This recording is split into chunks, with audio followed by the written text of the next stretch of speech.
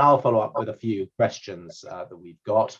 And then we will take questions from the various SEN supporters and SEN councillors and SEN peers and MPs who are joining us online. I should just explain there are two ways for people to take part in this. One is for the SEN supporters, and they're on the Zoom call and they're able to take part in the chat and ask questions. We also have an audience on YouTube who are able to watch and listen to everything that's said, but they're not able to take part and ask questions because this is for the SEN supporters and SEN councillors. So without much ado, if that's all clear, I shall hand over to George and ask you, George, if you could give us 3 to 5 minutes on why you're supporting Rishi Sunak. Okay, well, thanks very much, Bennett. And I think the first thing to say is I hope that this can be the most civilised of the leadership debates that there's been during this current contest. And well, some of you might say that's not saying very much, because it's certainly there's been plenty of cut and thrust in this discussion. But look, Zach and I are still in the government. Zach and I remained both very loyal to Boris Johnson towards the end. And I think the first thing to say is that looking back on this last sort of 3 years of Boris Johnson's tenure, we can see that a huge amount's been done for the environment. And Zach and I have both worked almost as a sort of, tag teaming on some of these issues. I've done quite a lot to try to carry the agricultural industry along with a very important reform. Zach's done quite a lot to carry the green NGOs along. And we've both continually pushed that environmental agenda, despite all of the distractions that we've had to have managing and dealing with Brexit. And of course, the huge distraction of COVID over 2 years, we've made huge progress. So the good news is that I think whoever wins this contest, there's a lot of things that are already locked in and well underway, and that's a positive thing.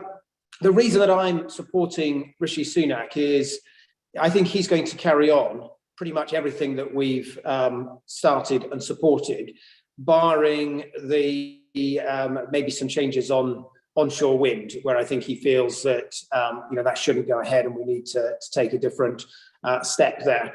But basically, he's going to carry on with the reforms that I've been pushing on agriculture. So the environmental land management is going to continue. I've discussed that with him. In fact, when he was still Chancellor, I discussed with him how we manage some of the remaining political issues around keeping that momentum going, and he was fully signed up to that.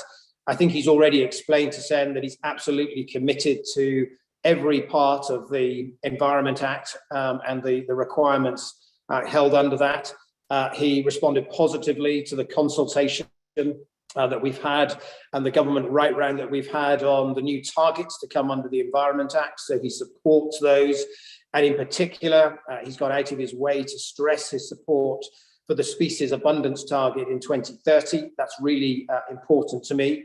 And then there's a couple of areas where I think he has got a position that I'm much more comfortable with than what I suspect will be the case with Liz Truss.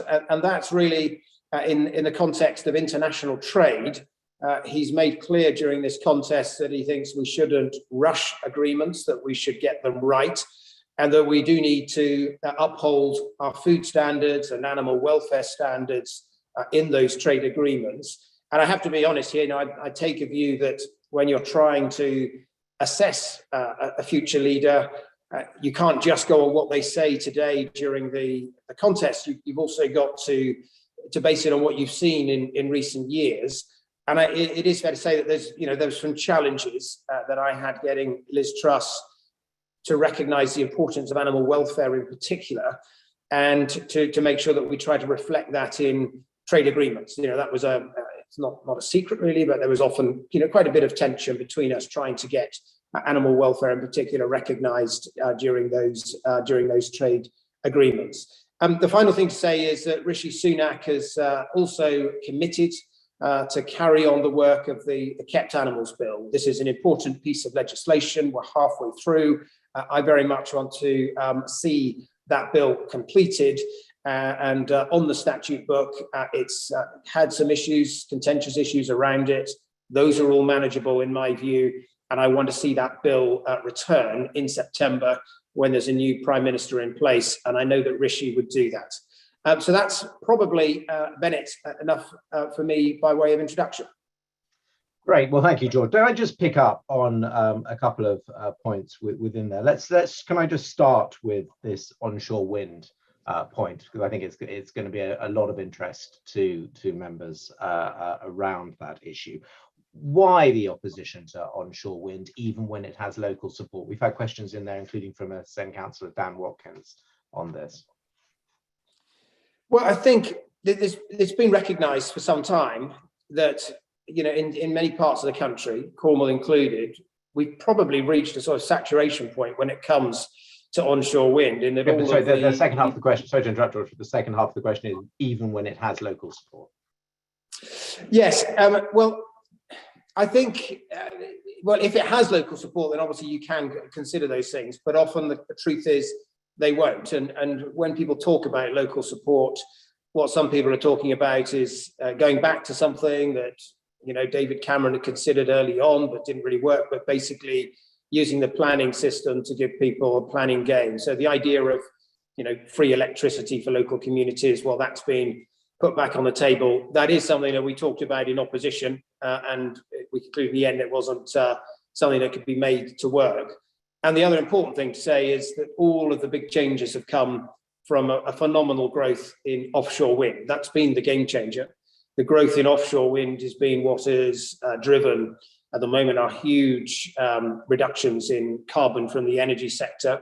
There's great potential for floating offshore wind, particularly in deeper waters in the Celtic Sea and off the southwest, and also in parts of Scotland. And I think that should be the priority over onshore wind. Okay, so next question. I think if we're obviously in the eye of the storm of a major cost of living crisis, and that's going to start whirling around very, very seriously in a few months' time. Could you talk to us a bit about Rishi Sunak's response to the cost of living and energy crisis, and what sort of priority he's going to be giving to green solutions, like obviously insulation and increased renewables, so they are consistent with our net zero targets? Yes, the first thing to say is that the really big driver of pressure on household incomes is those energy costs, and I think that this has been quite a dividing line in this debate, how best to respond to this. Liz Truss, I know, has talked about reducing taxes to try to spur growth in the economy, and Rishi Sunak has talked about much more targeted support to the poorest households, and support targeted specifically at dealing with that energy costs. I think on balance, Rishi Sunak is right on that. Recently I was talking to Sir John Knott, who actually was a veteran of the Ted Heath government in the early 1970s. And it was Ted Heath at that point in 1971 who said, we've got to do something big, we've got to just slash taxes and go for sort of 10% growth and really try to drive growth. And, we know what happened, between 71 and 73, inflation started to get out of hand. The trade unions got in a much stronger position. And I think we are, as Conservatives, at risk of repeating the mistakes that Ted Heath made, in the early 1970s. So I think sound money has always been a very important Conservative principle. And Rishi set out, his view that we should be trying to support the lower income households with those new pressures on their budgets. But yes, he's also, he's talked about the importance of supporting, insulation in homes as well to go that extra step. I think all of us have learned an important lesson, if we needed to learn it, which is oil and gas are finite resources. And whatever people might think about climate change, and all those of us on this call recognize that it's real and take it seriously.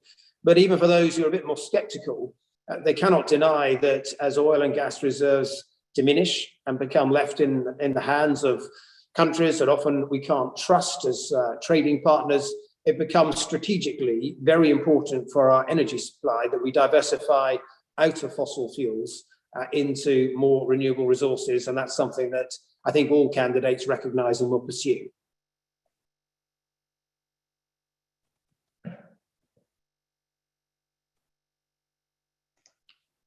Sorry, I think I put myself on mute. Sorry, thank you. There's obviously a lot of talk about, exploiting Brexit opportunities as a result, for each of the candidates, in the sense that perhaps we haven't exploited those opportunities. What opportunities will Rishi Sunak seize to reform regulations to enhance the natural environment? In other words, what haven't you done yet? Well, I think the crucial thing is he's absolutely committed to everything that we're outlining in that we've committed to in the Environment Act, and that means all of the work that we're doing on improving water quality. One of the frustrations in politics is you don't always get the credit for things that you've done, and things in the environment often take a long time to change. And as an incumbent Secretary of State, you're always at risk of getting the blame for the mistakes of the past while not getting the credit for the things you've done. And water quality is precisely one of those issues. The first thing I did when I became Secretary of State is said, we must take urgent action to reduce and curtail the use of storm overflows. These have got out of hand in parts of the country. We've given new guidance to Ofwat for the next pricing review to deal with that, to increase investment. And we are shortly going to be publishing a plan to reduce those storm overflows. Now, every bit of that was agreed by Rishi Sunak when he was in the Treasury as part of the collective government agreement, and he's committed to all of that work. So a lot of the regulatory changes that we are doing are out there. They're in the Environment Act, and we're working through them and bringing in regulations under those. There's also more to be done under the new powers of the Fisheries Act. We've started introducing new regulations and closures in some of our MPAs, starting in places like the Dogger Bank, but we're consulting on many other sites as well to deal with the problem of bottom trawling. That work is going to continue. And of course, as I said, the reform to the agriculture policy is going to continue as well. Now, outside of that, we've got our Nature Green Paper, which again was supported by Rishi Sunak when he was in the Treasury. That sets out some thinking on how we could deal with some of the inconsistencies around the habitats directives and how they link to the Wildlife and Countryside Act. And one of the things we set out in that green paper is how we might be able to develop the use of site improvement plans that are specific to individual sites. And that might be a better way of approaching site protection than some of the quite convoluted legal processes that we've inherited from the European Union. Can we come back? You mentioned rivers in that. Thank you, George. And obviously rivers is, the issue of storm overflows and the water companies putting sewage into the rivers is something that's going to require a large amount of investment to solve as a problem, because it's there are large structural engineering reasons why this happens. Combine that money there. What would you think? Well, what would you say is that long-term solution to getting the water infrastructure that we need in this country to be able to provide the rivers that are clean and that we're not polluting with our sewage? Yeah, there's several things. The first is we need to ensure that water and sewage treatment companies raise their technical ability to remove phosphates to the highest possible technical standard. The technology has come on in this space, and where we've got problems with nutrient pollution, phosphates principally come from sewage treatment works, and that's because some of those sewage treatment works haven't got the best technical standards that they could have to remove those phosphates. So that's the first thing, it's requiring them to do that. The second thing related to storm overflows is looking again at how surface water drainage is plugged. And so since the 1960s, it's been a requirement of planning policy that street drainage is placed on a different system to the foul water sewer system. But sadly, all too often in recent decades, they haven't quite known where to put that separate system. And so they've just plumbed it straight back into the sewer, thereby completely defeating the object of separating street drainage from the sewers, which is, the fact that it was an integrated system during the Victorian era is one of the problems we're wrestling with. So we need to get better at separating out that surface water drainage so that it doesn't go into the sewer. so that when you get flash rainfall events, it doesn't overwhelm the sewage system, which is what happens now. And then there's a third thing, which is just making sure that whether it's separating out the surface water sewage or increasing capacity and having other water holding lagoons, for instance, at sewage treatment works, that we actually get the infrastructure on those sites to deal with higher levels of peak rainfall.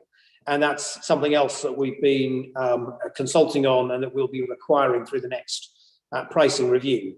And then there's one final bit, which is just in the planning system. Sustainable urban drainage systems, it's been talked about for a long time. There's always pressure from developers that says it's going to cost too much and it keeps getting put off. We cannot keep putting this off. If people want to build more houses, and there's always pressure to build more houses, well, then we've just got to get better at having sustainable urban drainage, rainwater capture systems so that we can reduce water use. We've just got to require this through the planning system and not just keep expecting the water industry to be able to pick up all of these new burdens. Okay, well, thank you, George. That's quite enough from me. What we're going to do now is take some of the questions that are being submitted by supporters. I'd also urge you, if you're on the Zoom chat, there is a chat facility, so do please add in any comments or thoughts, and those are getting fed through as well, so we can pick some of those up. But our first question online is from Tony Hockley, who is one of our SEN supporters. Thank you for your question, Tony. The question is, the 2019 manifesto pledged to match cap agriculture spend. What results do you want to see by the next election? Well, I'd like to see that budget continue, and certainly whatever position I've got in Parliament, will be agitating to say that we should repeat a commitment on a funding pledge going forward into the next Parliament. But what I want to do is, and I've always been clear about this, is to repurpose that budget.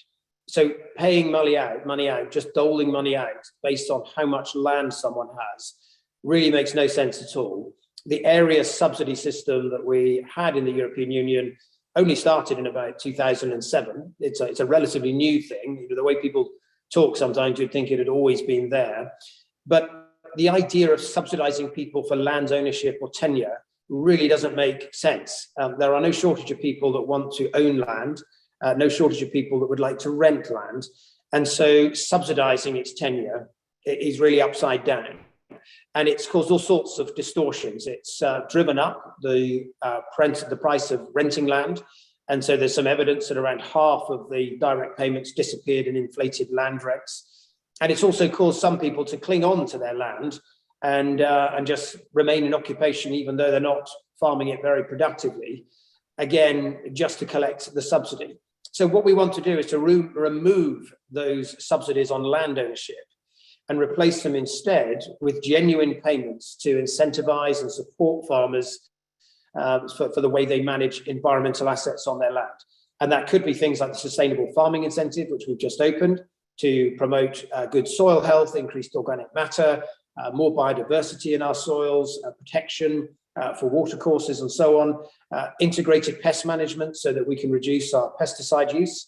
Or it could be, on some holdings, making space for nature, water features, woodland features on less productive parts of the land, and that's something we'll be supporting through local nature recovery. So I'd like the budget to stay the same. I'll be arguing that it should.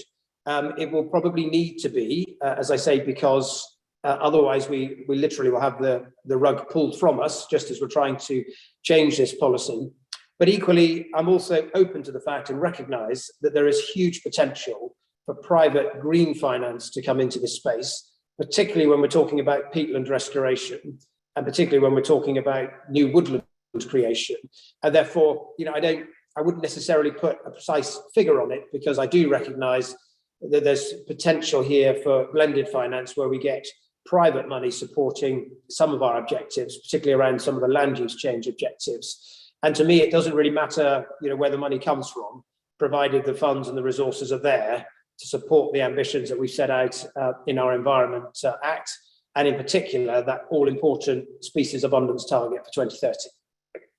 Okay, thank you very much. Great. Next question is from Simon Burkett, another one of our supporters. Hi, Simon. How will your preferred candidate, Rishi, achieve full compliance with air pollution laws? Obviously, a major concern for many people in urban areas, air pollution.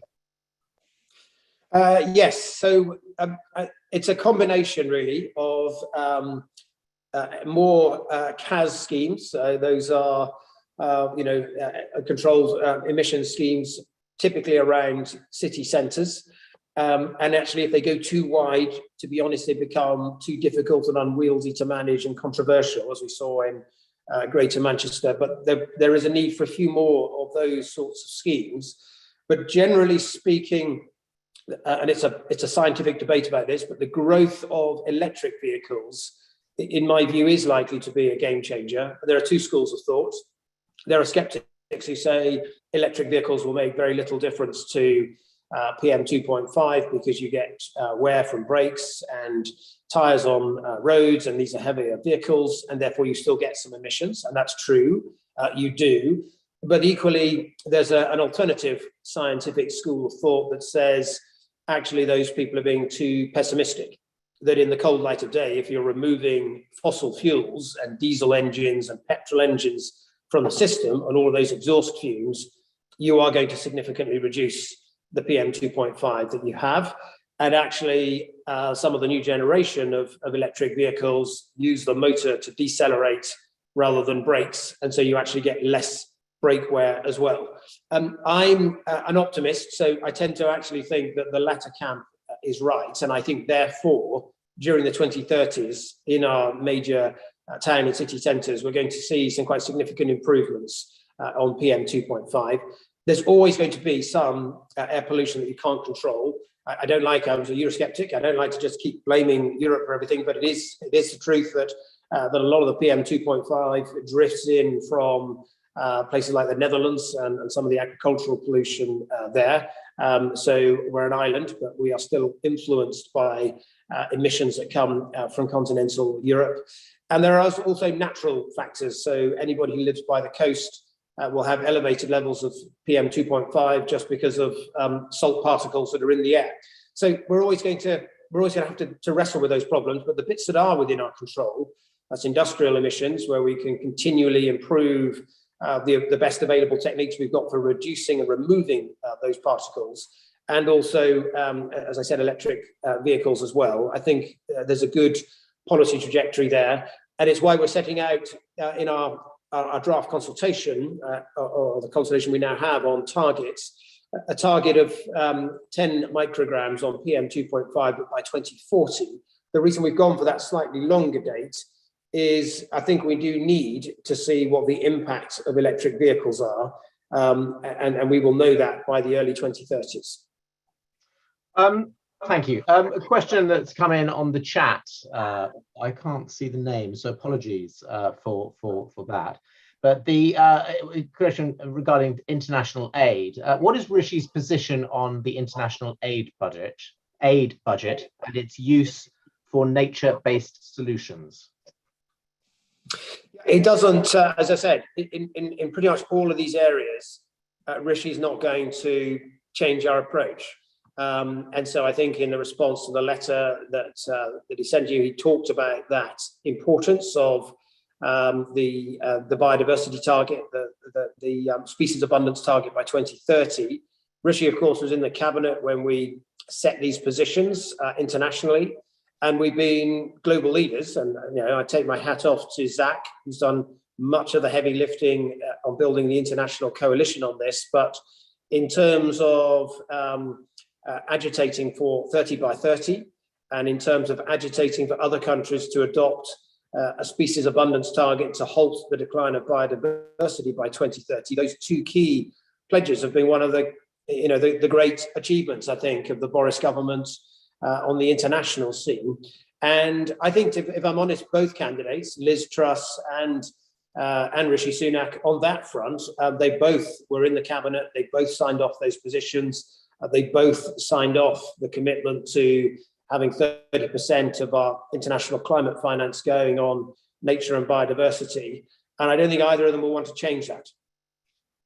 Okay, another one that's come in, I have got to name this from Izzy Gornall, another long-term SEN supporter. So thank you, Izzy, for your question. How will Rishi prevent unsustainable fishing? Will he commit to at least 5 highly protected marine areas and/or ensure bottom trawling is banned from the entirety of all our offshore MPAs? So he will probably, or I hope he will take advice from me and others on these fisheries matters. And I mean, that's one of the good things about Rishi, in my view. I've always found in my discussions with him that you can discuss quite complex technical issues with him, including on fisheries, and it's always complex. And actually, he takes it on board and he gets it. And the kind of questions he asks you back are the right sorts of questions. And so on fishing, the government's already now announced and is consulting on those 5 highly protected marine areas. I very much hope that whoever comes in will take those forward. I'm confident that the Rishi would, in that he was again in the cabinet when we signed off the consultation on that and the policy direction. And the thing about the Treasury is that, you know, they are across all these policy areas because they're very sensitive to any spending commitments and impacts on the economy. So the Treasury always are highly involved in any government right round that takes place, whereas other departments might, you know, largely defer to colleagues on it. So I think that we will do those 5 highly protected marine area pilots, and we've already started the consultation on those.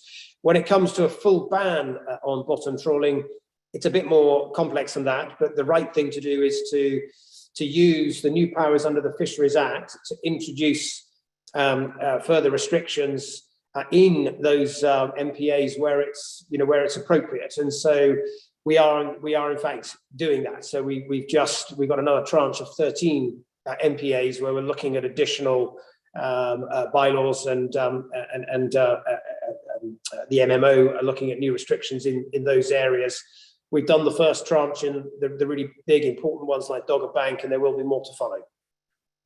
Can I ask, I want to finish with, it's come up in the chat, but I was going to touch on it then, that the SEN was established to ensure that the Conservative Party could always hold a civilized conversation about the natural environment, about climate change, about air pollution, in a way that these issues couldn't just be owned by the Labour Party or the Liberal Democrats, as they sort of had always traditionally been seen to be, although not in fact in terms of action. I think the Tories have always had a remarkable record in terms of action.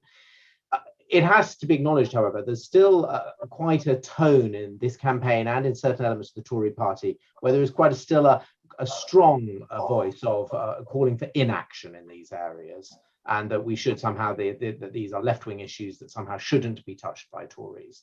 What's Rishi going to do to ensure that that long-standing Tory tradition of leadership on the environment, which goes all the way back to the first Clean Air Acts and Clean Water Acts and Margaret Thatcher and all the way through, what is he going to do to ensure that tradition is maintained and that these other voices aren't allowed to dominate? Just occasionally in the tone of the debate, there's that little playing off to those slightly more skeptical audiences.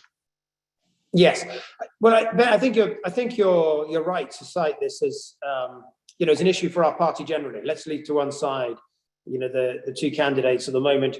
It's been the case, if I'm honest, even the last 6 months that as Boris Johnson fought to steady the ship and to reassure parliamentary colleagues and so on.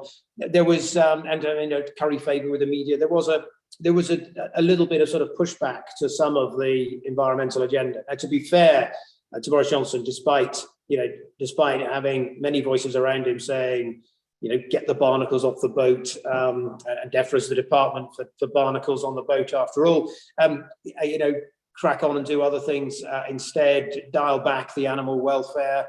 To be fair, although he had many voices on that, he sort of kept those agendas going. But they did come under some pressure. And I think we've got to, all of us, and there's a role for SEN, to be honest, regardless of who wins this, we've got to ensure that as we go into the next election, the Conservatives are owning this agenda. And if the candidates do nothing more than implement what we've already committed to do in the Environment Act and under the Agriculture Act and the Fisheries Act, and they just keep delivering the things that we already have in train, we've made huge progress in the last 2 years, then yes, we will be in a strong position, because by the next election, we'll have a very strong plan that's being delivered to improve water quality. We will have a whole suite of new environmental targets in place. There's an environmental principle statement that will be binding on all government departments. Both candidates need to make sure that they commit to that and get that out there and get that being used. And if we get those environmental targets in place and continue the trajectory, particularly on the agricultural reform, then we will be able to own the environment as an issue. And, I know Zach has pointed out to me previously that, ironically, despite this tendency when the party feels under pressure to sometimes say, well, maybe we should do a bit less on the environment, that comes from some quarters, you're right. If you do spontaneous polling of the public, well, the achievements we made on the environment, particularly on the international stage through COP26, are actually, spontaneously offered up as one of the great achievements of the Boris Johnson government, one of the good things that we've done. So we've got to recognise the public do care about the environment. Groups like the RSPB are the largest membership organisations in the country. And we've all got to just keep making that case to ensure that small minority in our party that shows less interest in these issues doesn't gain control of the reins. You'll be pleased to know that one question has just come in, George, as you were talking, saying, I'm beyond anxious that if Rishi is not elected, the Environment Secretary will change. So so there's somebody there on the chat who's very supportive of you personally in your role for that. So we will see. We'll see what happens for that. But there's no job security in this role, and none of us would do it if that's what we were looking for. I've always had a view, and I've been in the department now for 9 years in one form or another.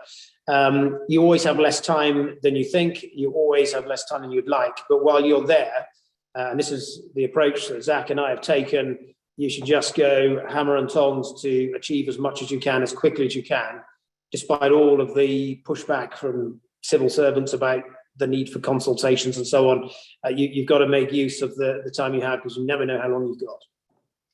Well, there we are. So, George, thank you very much for joining us for these hustings and for your time this morning and for answering all of the questions that have come in so far. That's been very enlightening. Thanks again, and thanks for all of your support for SEN as well over the years as we go, and I know that will hopefully continue as well. So thank you very much for your time, George. Great. Okay, and thanks for organising this. Thank you. Thank you. Bye. Thanks, George. Bye-bye. And seamlessly, through the miracle and wonder of technology, we're now joined by George's DEFRA colleague, Zach Goldsmith. Zach, I don't know if you heard the introductions that we had at the beginning, but I was saying we were just agreeing this is probably going to be one of the more civilised hustings debates, as we essentially have two colleagues who've been working well together in DEFRA over the years, and how honoured we were to have representatives from both camps, both from Rishi and Liz, both of whom are very long-standing and notable conservative environmentalists. And so it is a great honour also now to have Zach join us. So Zach, what we're going to do is ask you to say a few words about why you're supporting Liz Truss for the leadership, about sort of 3 to 5 minutes. Then I'll ask you a few questions, and then we will go to the questions that have been submitted from the audience that we've got online of SEN councillors and SEN members and supporters from that. So Zach, good morning. Welcome. Thank you for joining us, and over to you. Morning, Bennett. Thank you very much. Thanks for having me. And I'm going to start by just very briefly paying tribute to George. I agree with that last questioner. I think George has been just a phenomenal Secretary of State and a pleasure to work with in the relatively short time that I've been a minister, 3 years or so. And I would love to see him continue in that role. Look, like George, I'm not someone who welcomed the removal of Boris Johnson. I think, people who follow me on Twitter will know that. And the reason for that is relatively simple. And it's not actually about personal loyalty. It's not about friendship. Those things are exaggerated in the context of politics. So I remember the first text I got when I became an MP was, there's no such thing as a friend in politics. I'm not sure that's quite true, but it's certainly a difficult terrain. The reason I was reluctant or resistant to the removal of Boris is because of the environment. The environment's been my priority for as long as I can remember. It's why I stood to be an MP. And I don't think there's ever been a time in the UK where we have had a government that has achieved more in such a short period of time, in just 3 years. Domestically, our environment laws are stronger than they've ever been. There's more funding for nature, more protected areas, stronger laws on polluting companies, more action on plastic pollution. We're one of the only countries in the world to have set legal targets for the recovery of nature. And we have among the most advanced roadmaps to net zero. It's not perfect, but it is pretty good relatively compared to other countries. Internationally too, we are, I think, unquestionably world leaders. We lead the High Ambition Coalition of 100 countries calling for ambition for nature internationally. We lead the 30 by 30 coalition to protect 30% of the world's land and sea by the end of the decade. We led negotiations for the new global treaty on plastic pollution. It would not have got over the line if it wasn't for the UK. That we secured unprecedented commitments from the G7 states on a whole range of issues relating to climate and nature, and our Blue Belt, something that many of the SEN members campaigned for years. Our Blue Belt of marine protected areas is now significantly bigger than India. And of course, COP26, where we persuaded, among a bunch of other things, countries representing 90% of the world's forests to commit to end deforestation by the end of the decade. We raised about $20 billion to help them do it. And we persuaded financial institutions with around $9 trillion in assets to commit to reconcile their portfolios with nature. And I focused on nature as opposed to carbon, because even while there is no solution to climate change, there's no pathway to net zero without nature, it is often nevertheless pushed aside. The energy transition is happening, the market way ahead of the politics, renewables, the prices have collapsed. Globally, more money goes into renewables than new fossil fuels. 90% of the global economy is now covered by net zero commitments. So it's very clear that, frankly, whoever wins, that transition is going to happen. It might happen a bit slower, a bit quicker, but it's going to happen. There's nothing inevitable about nature recovery. So an environment agenda, a net zero program that does not include nature, in my view, is not credible, and it's certainly not complete. So for me, the question when we were faced with this leadership challenge was, who is going to build upon these achievements? And for a bunch of reasons, and I'm going to explain briefly, the answer for me is Liz Truss. Now, clearly, neither of the candidates has developed full manifestos on all of the issues we're likely to talk about today. I'd be a bit suspicious if they did, given how quickly this has all happened. So I base my view on three things. The first, and in reverse order, if you like, the first is what's been said during the campaign. As we all know, things are said in campaigns, and they're not always done when the campaign finishes. But I don't want to discount what has been promised during this campaign. And Liz, as you know, has signed the 5-point Conservative Environment Network pledge. She's been clear that we're going to build on that track record. She's talked about doubling down on our drive to hit net zero by 2050. She's committed or recommitted to our 2030 goal for halting nature loss here in the UK. She's pledged to continue reforming farm payments in much the way, in fact, that George was describing. She's committed to help people insulate their homes, particularly people on low income. And she has committed to championing renewables and new clean technologies as part of what she's talked about, the sort of new green industrial revolution. She's also incidentally committed to keeping the Kept Animals Bill on track, which I'm very pleased about. But the second reason is that there are, the second question for me is, are there good people surrounding the candidate who can build on this agenda? And if I look at Liz's team, I would say there are. There's some of the very best people. Simon Clarke, for example, who's a key figure in the campaign and will almost certainly have a very, very key job. One of the best people in our party, in my view, when it comes to understanding the value of nature, the importance of climate change, and the benefits to the UK of leading on both. Kwasi Kwarteng, who's actually gone through quite a journey on this issue and has become, I think, one of the most powerful advocates for the energy transition. And then the third reason is, or the third question, relates to my experience of working with the candidates. Now, I was a Liz skeptic when she became Foreign Secretary. I think she probably knows that. But that's only because I'd worked very little with her. But as Foreign Secretary, she has been an enthusiast. She's been an enthusiastic driver of this agenda. And that's reflected in our record during her time. Much of the great stuff that's been done has been done on her watch, every bit of which required her endorsement, her sign-off. But it goes more than that. The International Development Strategy, which is really her document, it's her stamp. What are we going to be focusing on for the next 10 years? And that IDS puts nature and climate change as absolute top priorities internationally for the UK. So in my view and based on my experience, I'm totally convinced that on her watch, we will continue to see the UK leading this agenda. And I'm not going to get into too much bish bash in relation to the other candidates, but I do worry, based on my experience, I worry about what a Rishi administration would look like.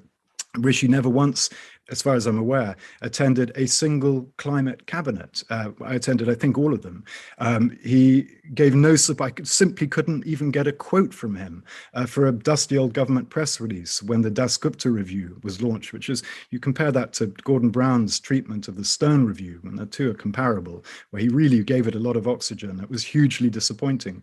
And there have been many times over the last, particularly over the last year, maybe 2 years, where I have had to really fight back against efforts from the Treasury to significantly trim the international nature budget. And it's only been because of people like Simon Clarke in the Treasury that we've been able to prevent that from happening. So I'm not going to pretend that I think Rishi Sunak is a hostile when it comes to these issues, but I find it very hard to imagine a government led by Rishi Sunak building upon these achievements. And that is a major source of concern for me. So based on the calculations that I've made, and they're not necessarily all that scientific because there isn't that much science or data to make these assessments on, my view very clearly is that Liz is the person who will build upon these achievements and maintain UK leadership both at home and abroad.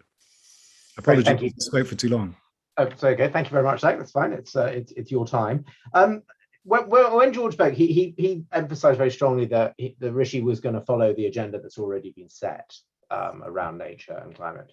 One of the things that Liz Truss has said around the nature agenda so far is that she wants to do a review of nature policies.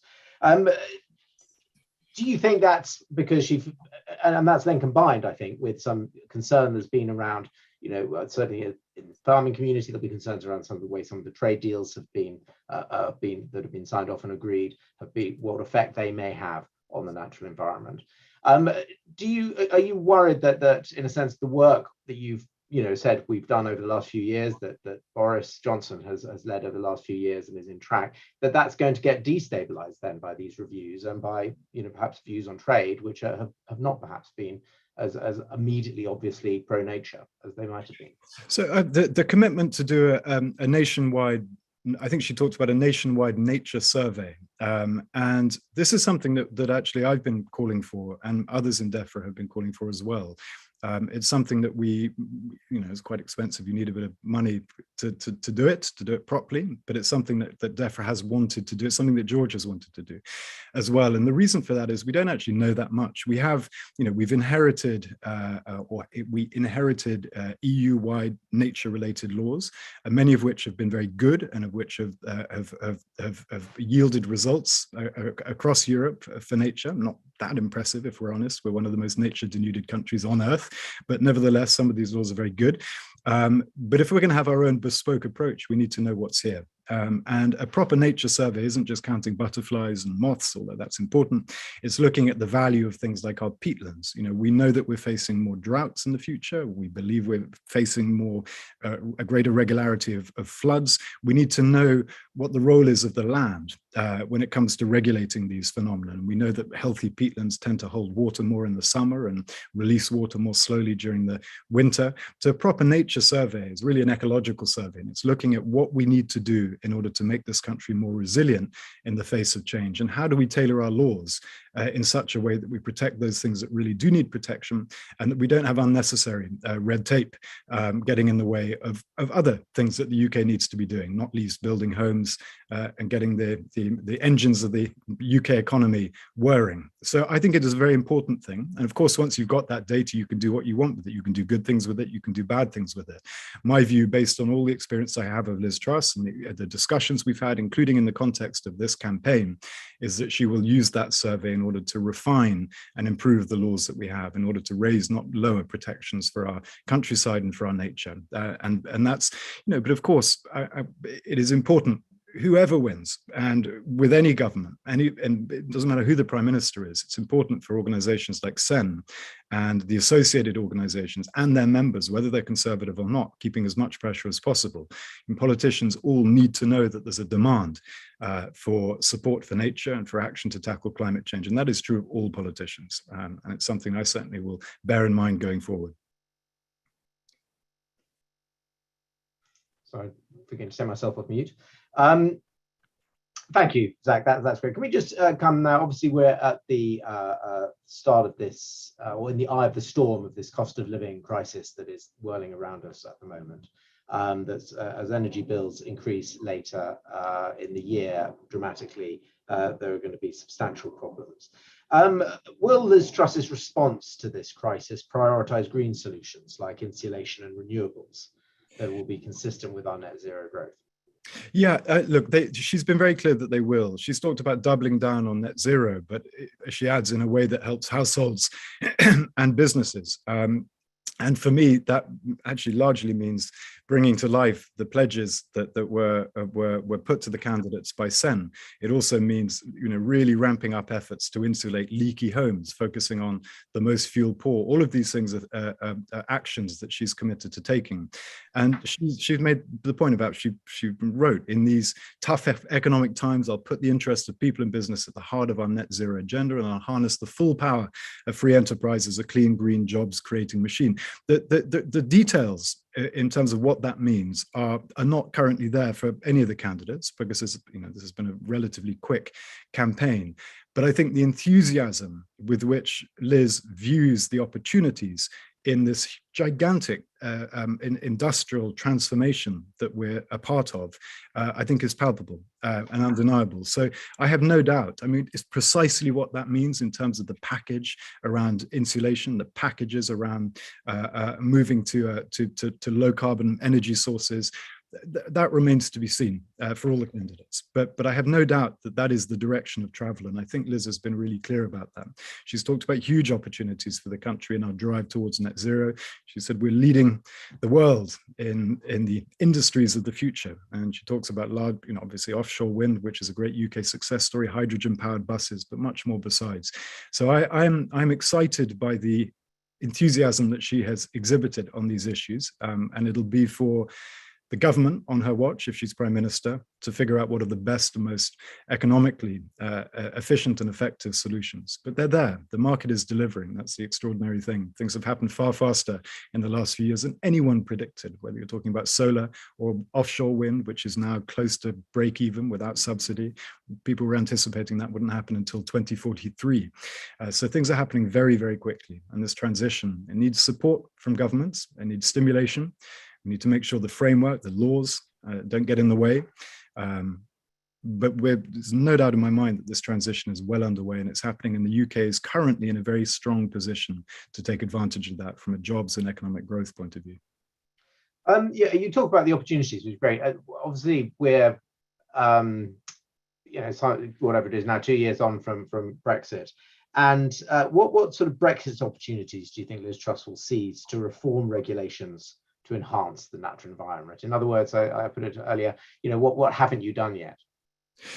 Well, I mean, we're in the mid, by far the biggest opportunity. I think one of the main reasons I voted for Brexit actually was our ability to detach ourselves from the common agriculture policy, which is a disastrous policy, which led, I think, to much of the nature loss that we've seen across Europe, including the UK, a system which effectively paid people for the amount of farmable land they had. So if you had marginal, useless land or relatively useless land, there were huge incentives to convert it into farmland. And useless land from an agricultural point of view is often very valuable from a biodiversity point of view.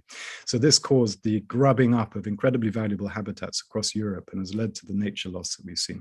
So getting rid of the common agriculture policy, replacing it with a system where public money is dished out in return for public goods, access, preventing floods, minimizing droughts, boosting biodiversity, et cetera, is an absolute no-brainer. It seems to be the most conservative approach of all, and one that I'm thrilled to say that Liz is committed to continuing.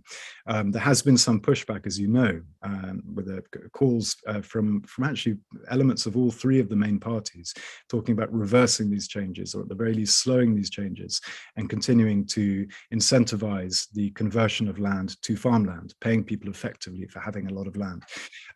But I don't think that'll happen on Liz's watch. I see these reforms continuing.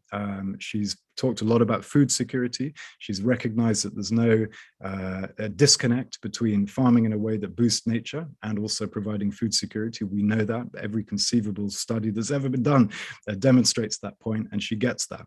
So I think that is the single biggest opportunity from an environmental point of view that we have from Brexit.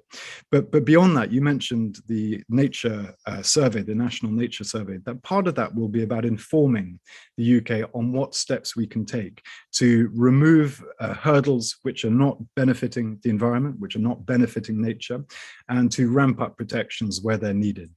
And the commitment, and she's gone out of her way to name check our 2030 biodiversity target. She knows that there is no way we can meet that target. We cannot reverse nature loss in this country if we don't continue to build upon the protections that exist for biodiversity across this country. So, and that's very clearly recognized. So whatever the fruits of that nationwide nature survey, they will lead to at least greater protections for our biodiversity in this country. And I don't see any avoiding that, and I don't see any attempts by Liz to avoid that. Okay, great. Thank you, Zach. I'm going to turn now to questions that have come in from various supporters and members, either earlier beforehand or been coming in through on the chat as we go. We're going to start with one of your colleagues in the House of Lords, Lord Blencathra. Will your candidate, Liz Truss, confirm that the current policy of nature recovery and growing more of our own food are not mutually exclusive? I think you've probably broadly answered that already.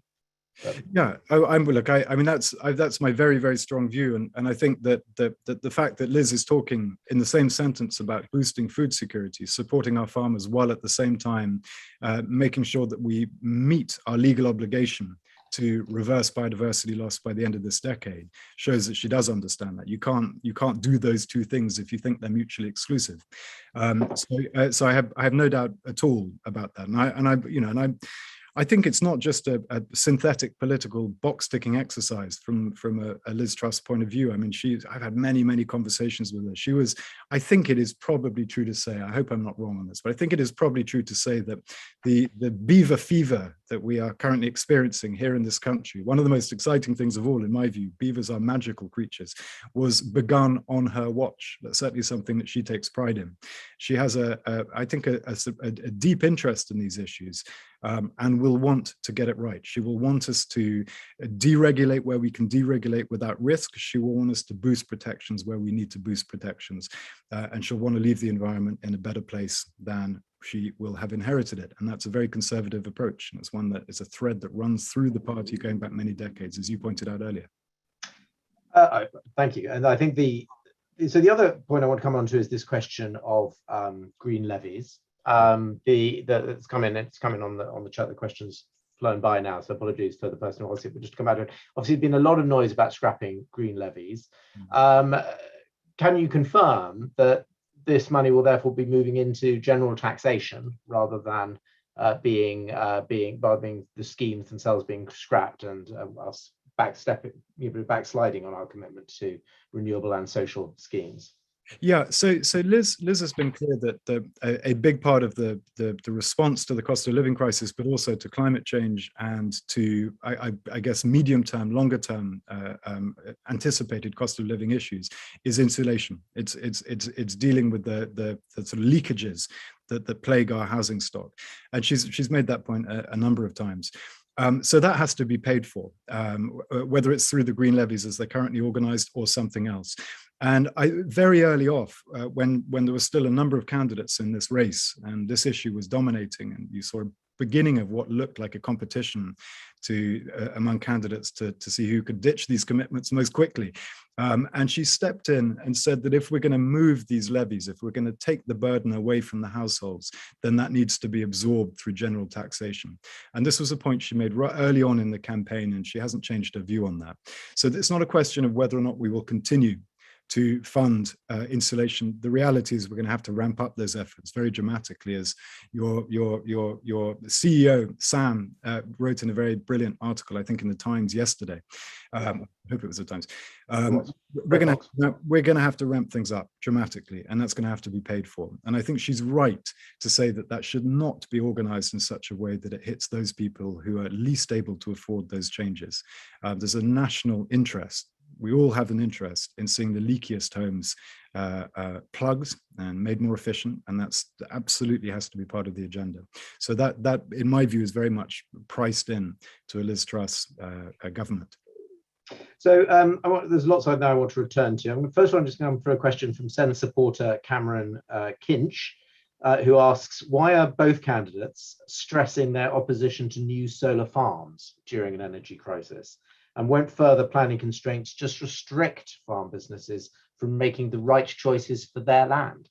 If a farmer wants to put a solar farm on, why shouldn't they be allowed to do what? So if you go, I mean, I think this is one of those issues that doesn't really sit well on Twitter. It requires a bit of thought and a bit of explanation. The reality is that solar, the price has come down more than 90% since the banking crisis. And again, no one anticipated that. Solar is the cheapest form of energy in many parts of the world now, without any subsidy whatsoever. And I don't think any of the candidates dispute that. There is an issue about the use of productive farmland for the generation of solar power. And I don't think a concern about doing so is inconsistent with an appetite for expanding the use of solar and the generation of solar power in this country. It just means that we have to be intelligent about how we do it. But having said all of that, I mean, I'm not going to pretend to be either a farming or a solar expert, but I've seen the two coexisting very happily in farms up and down the country. And where you can organize the solar installations in such a way that still allows efficient and effective grazing of the land, then if you really are getting even more out of the land than you would otherwise be getting. So I think this is a sort of nuanced issue. But I don't detect, and I have to be fair about this, I don't detect from either candidate any kind of pushback on solar in any meaningful sense. Solar is a big part of the equation, and it will remain so going forward. Okay, thanks very much. Another one from Sen supporter Simon Burkitt. How will Liz Truss achieve full compliance with air pollution laws? So I'm not sure whether this was discussed when you were talking to George, but we are in the process of setting targets as obliged to in the Environment Act. This has been a long-term debate within government. And the debate comes down to this: we want the highest possible standards, we want the highest possible targets, but we also need to make sure that whatever we require ourselves to do is something that can actually be done, and not just on paper, not just in theory, but with broad consent of people. So if you look at all the steps that would be needed in order to bring air quality to a level, for example, the newly revised World Health Organization standards, that would require us to do some things which I don't think there would be consent for, things like banning barbecues. And at the end of this internal debate, well, it's not so much at the end of this debate, we have to arrive in a place which will broadly meet the approval of the people whose laws, who will be affected by these laws. And there has never been a time since humans began cooking food where we've had entirely clean air. And I don't think we'll ever get to a point where we have entirely clean air. The question is how far do we need to go? How far can we go, while at the same time taking people with us? And my view is that if we had a national discussion about this, people would probably decide that things like barbecues are a price worth paying because of the joy they bring. But there are lots of other areas where we can reduce pollution, and we can do so with real enthusiasm. And if George was answering this question, he probably did. He would have probably pointed to some of the bullish new regulations we have in relation, for example, to things like EVs, electric vehicles. I know there are question marks about the emissions caused by tires and the brake systems, but I'm pretty confident those can be addressed and will be addressed. We've seen an incredibly rapid improvement in the technology, again, far faster than anyone predicted. And combined with some of the measures that have been brought in or are in the pipeline, I think we are moving in the right direction. So I probably wouldn't go as far as Simon. By the way, I paid tribute to him for his campaign. He's been absolutely brilliant. and the manner in which he conducts it as well. But I do agree that we can go significantly further than we have, and we will set the targets as high as we possibly can, but within the realms of what we think is socially acceptable. Okay, we've got not much time yet, and I want to squeeze 2 more things in, so we can go quite quickly on these, but they're big questions, so apologies for that at the end, Zach. But firstly, you can't walk past the fact that, earlier in the call, you may not have heard it, George suggested that Liz had been reluctant to stand up for animal welfare in trade deals, and that he had had some pressure from her then. Given what George has said earlier, can we really trust that Liz Truss will follow through, or will she give in to that agenda? But what I'll do is I'll ask the second question as well, because I think they're probably related, because of course, at the same time, we've had a question from Jane McBean, who is a Sen councillor and in fact a Sen board member, saying a small number of Liz Truss's supporters have questioned whether we should continue with our net zero target. So how confident are you, or how rather will Liz Truss, if she is elected, be able to hold that position of the Conservatives as a Conservative, as an environmental party, which of course Sen was set up to ensure that tradition was maintained, that tradition which goes back a very long way, in fact, and that Sen has had such an important role. How do you think Liz will do that when some of her very vocal supporters are quite net zero skeptic? And George was telling us she was quite reluctant to put animal welfare issues into trade deals. Yeah. So, I mean, look, DEFRA has had to have lots of fights in the time that I've been a minister with all departments of government. And we haven't won everything. We've won a lot, but not everything. Most of my experience involves fighting the Treasury, but it's not always the Chancellor. Sometimes it's just the machinery of the Treasury, which has got a sort of institutional bias against some of the things we're talking about. I think Liz is sound on animal welfare. She's committed to seeing through the Kept Animals Bill. And I'm not going to pretend, because I don't know the answer to this, whether or not she's committed to seeing through the action plan for animal welfare. I'm not sure any of the candidates, including the ones that have dropped out, made that commitment, but I'll certainly be pushing for that. And I haven't felt resistance from her when discussing this issue. But the point about some of the supporters, that's true.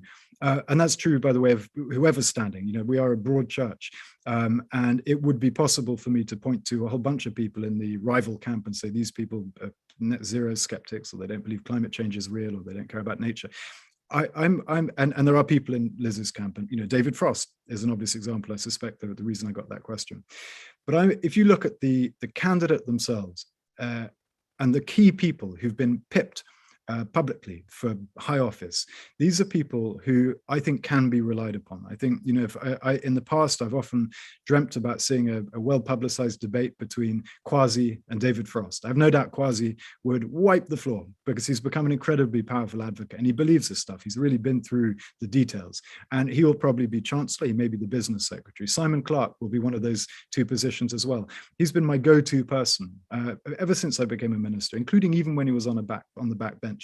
He's just very sound on these issues. He's intelligent, he's thought them through, and he understands these things. And those are the two key people in the campaign, and they're people I completely trust on these issues. And I can't say the same about the Rishi camp. I worry about Mark Spencer in DEFRA. I think that would be a disaster for all of the issues that we've talked about. I don't think there was a single initiative that we tried to get through that wasn't, resisted at one point by the then chief whip. And that worries me enormously. I mean, I have incredible anxiety about what the government would look like in those terms. So if you look at the Truss camp in the round and Truss herself, I am confident that we will not just continue the path we're currently on, but that we'll improve it. And there's a particular reason, I think, that a particular thing that has influenced Liz Truss. And as Foreign Secretary, she has seen that our leadership on nature and climate, which is accepted around the world, has paid real dividends. So she has heard back from ambassadors all around the world that leadership has helped us directly in relation to other important global issues, not least issues like Ukraine. And that's the sort of soft power that comes with the leadership position we developed, which depends, by the way, on us doing what we say we're going to do domestically as well. You can't separate the domestic from the international. Is incredibly important for post-Brexit Britain. For many people people, that is global Britain. And I think Liz gets that. And I don't know that she's always got that, but as Foreign Secretary, I have no doubt that she got it, and she saw it, and she heard that directly from our best ambassadors around the world.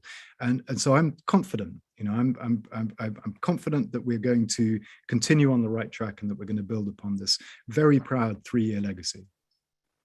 Great. Okay, well, Zach, thank you very much for giving up your time this morning to take part in these hustings on it. I hope that you've enjoyed it. We haven't had even begun to get through all of the questions that have come in from people who've been watching online. But thank you to you. Thank you also to George as well for his contribution earlier to it. And thank you everybody online for watching and taking part. As I say, SEN was set up, not least by Zach and George and one or two others, to ensure that these issues, which are of such great planetary importance as well as personal importance to us all, are truly understood and owned and promoted within the Tory party, and that the Tory party is always able to discuss these issues and the subtleties and the details of it. And I think, if nothing else, this morning has demonstrated the importance that SEN has within the Conservative Party to ensure that the agenda is maintained. A brief word of thanks to everybody on the SEN team, especially Cameron, Izzy and Katie, who've been behind the scenes making everything work, and apologies for my incompetence and still not knowing how to use a mute button after 2 years of endless Zooming.